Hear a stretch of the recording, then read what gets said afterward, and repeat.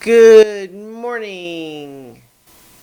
And it is 6:44 a.m. on Monday, October 7th, 2019. I'm Christiana Ellis and I just got up. This is 5 more minutes. I'm kind of struggling to wipe the sleep out of my eyes this morning.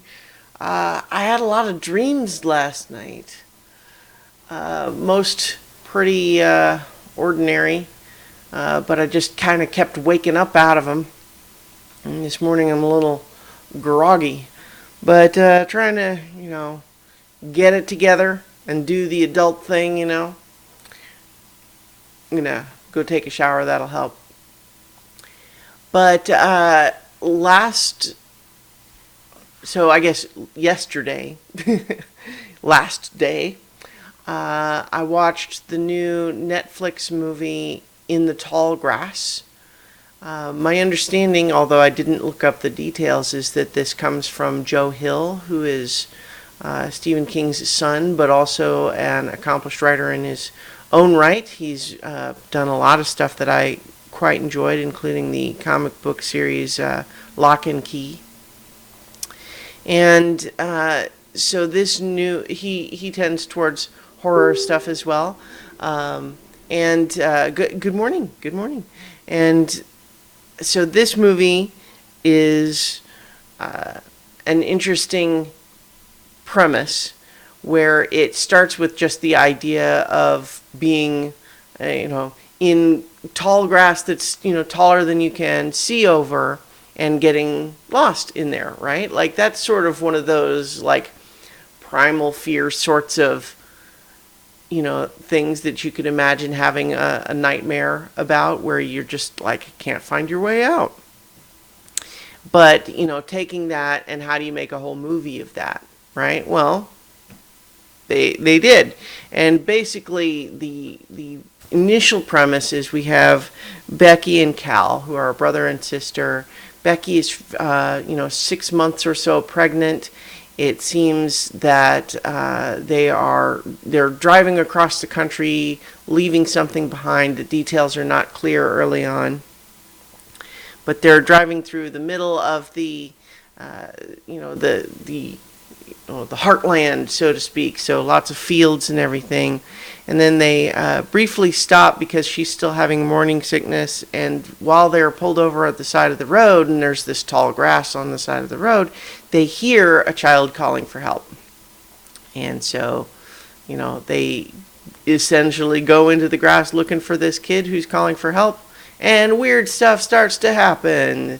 Only the first of which, the initial most apparent one, is that things seem to move around in unpredictable ways, thus making it, a complete difficult trap to get stuck in. You can't find your way out. You get separated from someone, it's very difficult to find your way to them again, because even as you're calling out and you can hear them yelling back at you, their voice will seem to move around. Like one sentence they'll seem like they're over there, and another sentence they'll seem like they're over there. It makes very good use of the surround sound for that if you have that set up. And and occasionally it starts feeling like they're saying things that don't line up with what you just said, which is weird, right? And in an event, like without just going beat by beat and revealing stuff that is not, necessary to know if you like the movie or not, there's ultimately kind of a dark secret. Nothing is really explained so much as deepened, and it's pretty good. It's got some scary stuff in it, and I enjoyed it. I don't think it's not going to be like a new horror classic or anything like that, but if you're into that kind of movie, maybe check out the trailer on Netflix and then watch it if it seems interesting.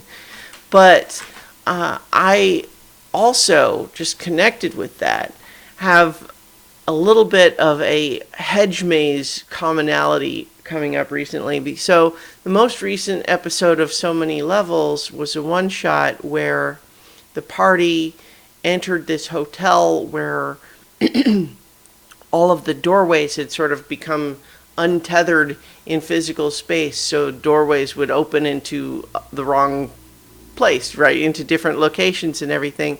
And it's something where one of the doors led to a hedge maze, and there were people in there calling out saying, hello, hello, I'm lost in here. I can't find my way out. Don't close the door. But this was before I knew about In the Tall Grass. So it's like a funny coincidence there, right?